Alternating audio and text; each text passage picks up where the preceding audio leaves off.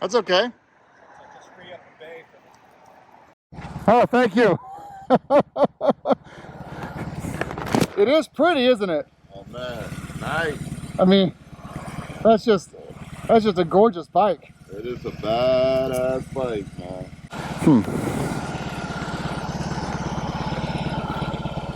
Let's first see if my phone fits.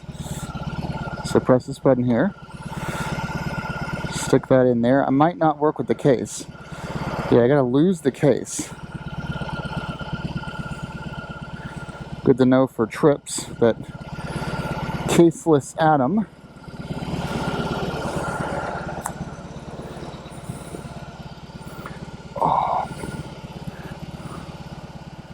Yep, I know the radio is off, so I pull this in. Does this not come in? Nope, not like a K75. Seat is much more comfortable than the seat on the Classic and the base. A lot more padding to the seat. So you got fuel, speed, RPM, and the Rolls-Royce Power Reserve. Got that side to side.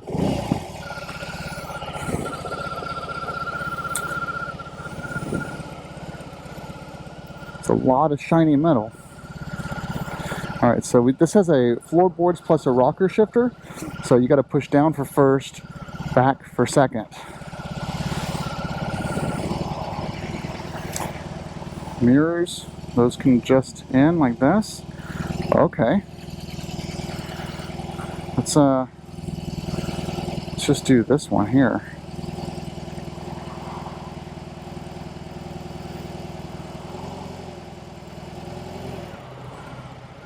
Yeah, we're in roll, which is fine.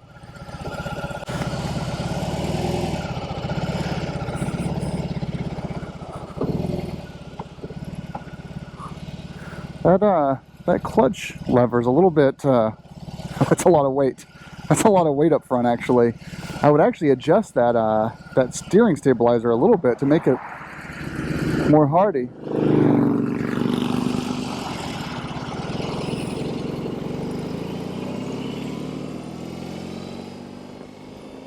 There's no, the RPM's up here. There's no RPM gauge on the thing. There's gotta be, right? Oh, that's actually kind of, you know, that floorboard thing is actually kind of nice. So that's actually kind of nice. The rocker shifter is actually kind of neat. You don't have to work very hard. You can just push this in, you push down onto your heel.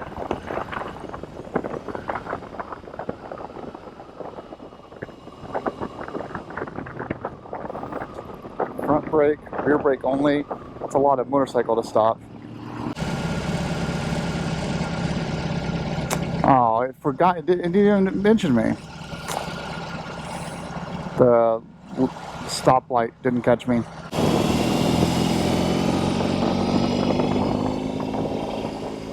A lot of vibration over 3.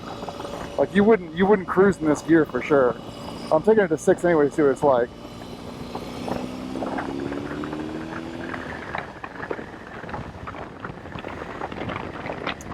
Let's put the head screen down here. So like others said, my heel is right on. Man, this floorboard needs to be bigger. My heel is right on the that rear exhaust chrome piece, that heat shield. Like my heel is touching the heat shield. Might need to sit like monkey toed, out, chicken toed. I want to go on a faster road because I want to feel, does the wind go over my head or not? I've ridden an R18 before. There's a video on that before. You guys always that've been here for a while know my first ride series is a bunch of like off the cuff, just out loud comments. It's actually, you know, it's always kind of a just whatever comments. I watch these back later and I think, that was a little too critical, but it's just off the cuff stuff. So we're going 46. Wind seems to be hitting right at the top of my helmet. I'm 6'3", 32-inch inseam, pretty long-legged, but pretty evenly distributed for people go. Ergonomics feel good. The back, the seat has a really nice, you know, a lower butt, upper butt support, like a little bit of a lumbar thing going on with the butt, which is nice. Way more than the Classic or the Pura has. There's a little bit of like a hot spot underneath my thighs where the seat kind of digs in and comes back up. We're cruising right now at 2,500 RPM. It's stable at speed. This has a different rake than the Classic and Pure does. Different frame, different suspension. It's slightly shorter wheelbase. It's supposed to be more stable at speeds. Also larger front wheel than the Classic. Classic is 16. I believe this is 18 or 19. Yeah, we're gonna hang out right here, and I'm gonna do one ride on the, well, if I can go on the interstate. I want to do one ride at like, okay, that I don't like that clutch play.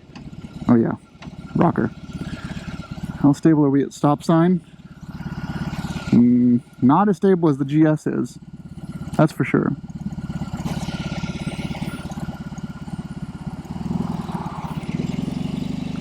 Gonna get that Boxer a little bit more off the line there to get the RPMs up.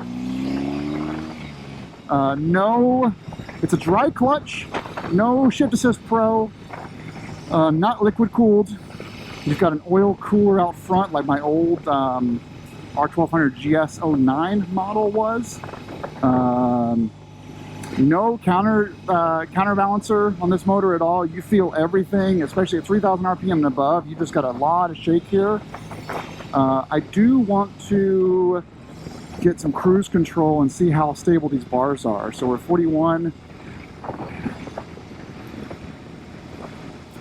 No wobble at all on the bars. I don't have to control it at all.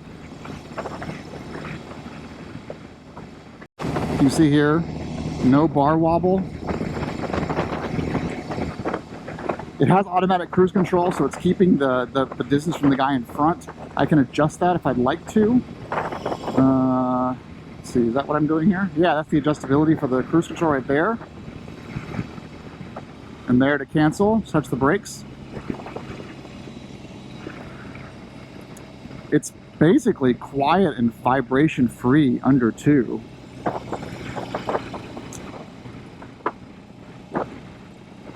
I would love to find like a place where I could do like 70 for a second. I want to feel that helmet buffeting. But I would say ergonomically, other than my right heel being on that exhaust heatsink heat shield, this is a much more comfortable and ergonomic and, you know, enjoyable than the Pure was that I rode last year. I have a video that I posted back in November comparing all 4 models, and the Classic Edition is a Pure in every way, plus a windshield, cruise control, floorboards, the rocker arm, and the leather backs. Pretty much in every way, it is a Pure or a base. But when you jump up to the, let's get a little bit of stuff here.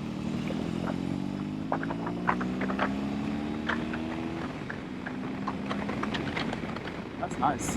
Oh, there we go. All right, so that's 60.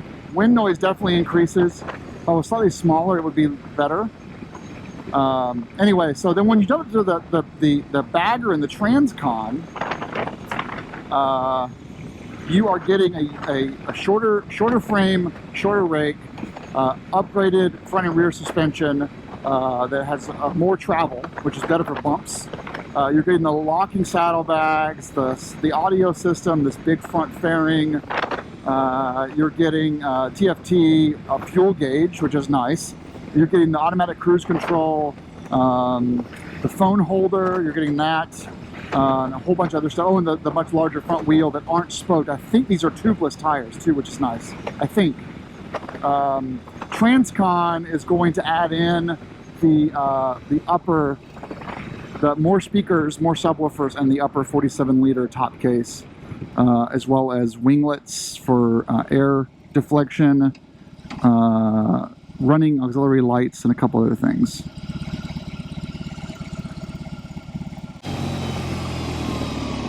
Stops pretty well. I'm actually going to get off here and look at the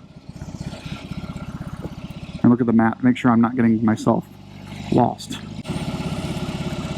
Now, I have to be in neutral, right? So, where's my rocker? Neutral. Hold this in. Flip this button here. Push it down. Let go, and then push the starter. There we go. Well, that's a little bit.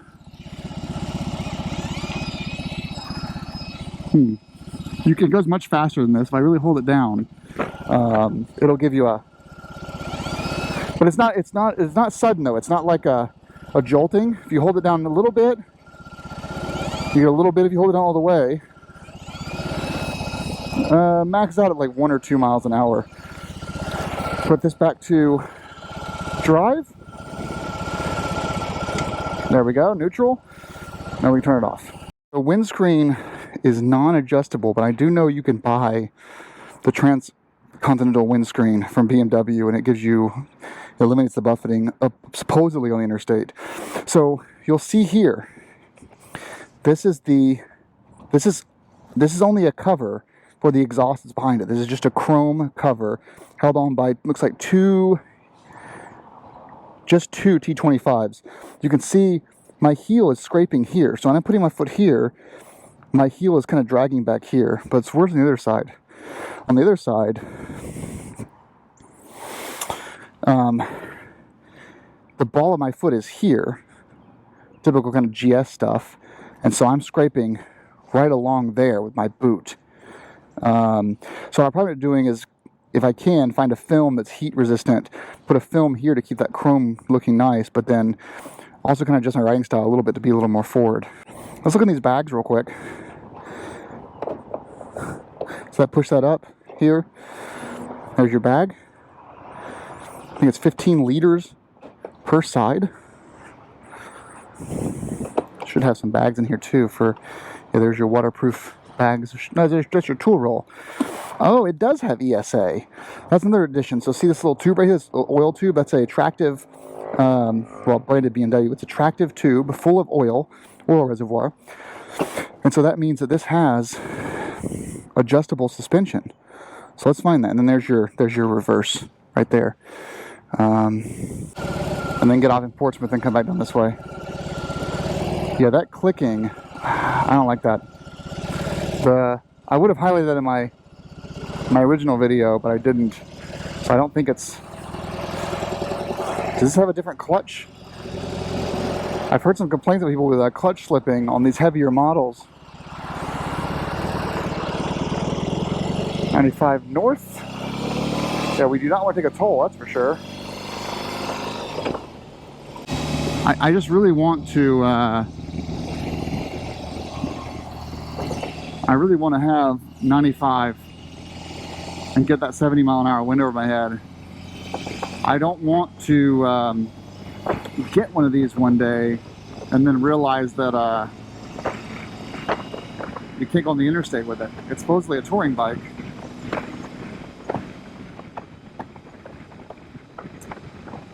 That clutch rattle does not happen when the bike is off or in neutral.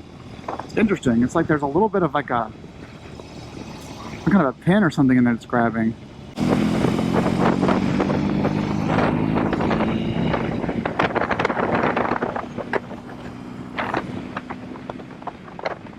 Shifting is nice though. I got used to that rocker instantly.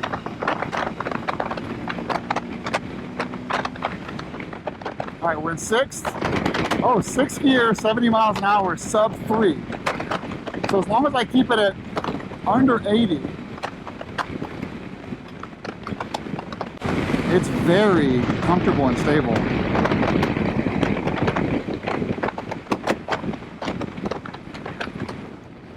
I want some neat, some grippy things. It's weird having the radio. You actually hear the instructions out loud, which is kind of weird. I wasn't recording. I was able to balance this bike at the red light for a second. I kind of got the feel for the Boxer sort of response there, which was kind of nice. You know, I was at a red light, I was waiting for cars to go, and it was nice to have that ability to balance the bike after only a couple miles of riding. I will say, now that I've kind of had significant time, because I did a demo truck twice with the R18, and I had some significant time on the base R18.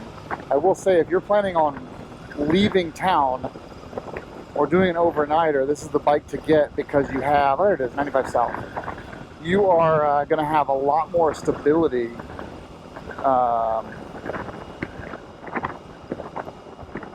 Stability, comfort. It rides way different. This rides like a premium BMW, where the base was like riding a vintage bike. This rides like, you know, you still get that motor, but it's very comfortable.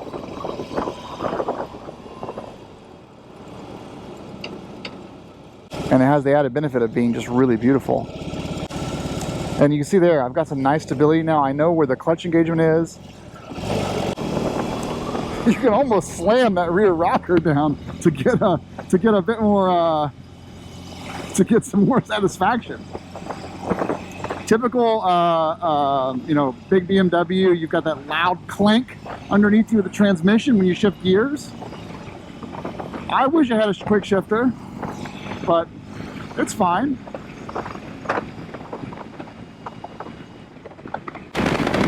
That was a good bump test. No wobble. We do cruise control again behind this guy. We got a headwind. No wobble. Eating up the bumps. Yeah, I think if anything, the Bagger is probably the one to go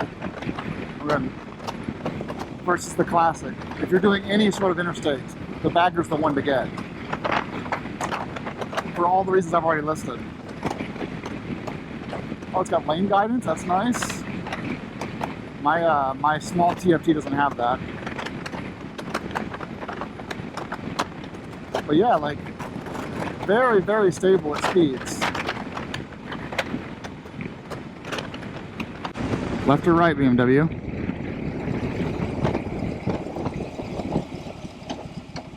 Good.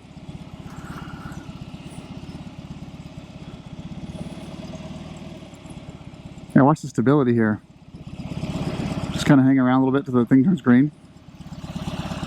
Nope. I was doing so well when it wasn't recording.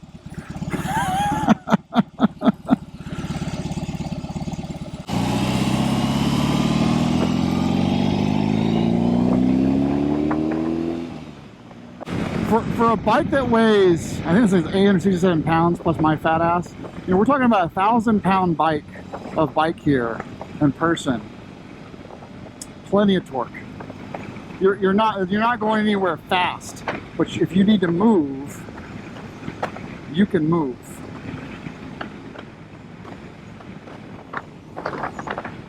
Ocean Road. Is this us? Yep.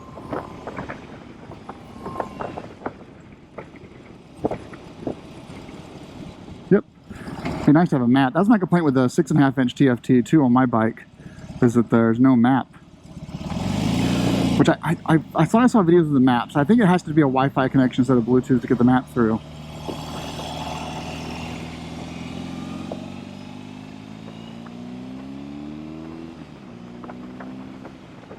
Yeah, I mean, you can move if you need to get around people. It doesn't complain too much. I guess this concludes my first ride. That was a long video, and I really wanted to be kind of exhaustive about it and try all the features out. Did not play the radio, but I'm sure it's fine. It probably won't sound as good as what's going on my helmet right now. Need to remove the case from my iPhone Max to get it into the cubby there. But there's no charger in there anyway, so I don't really gain much by putting it in there. Yeah, that is that's our video, I guess. I don't really know what else I'm going to add other than to say that this is a fun first ride.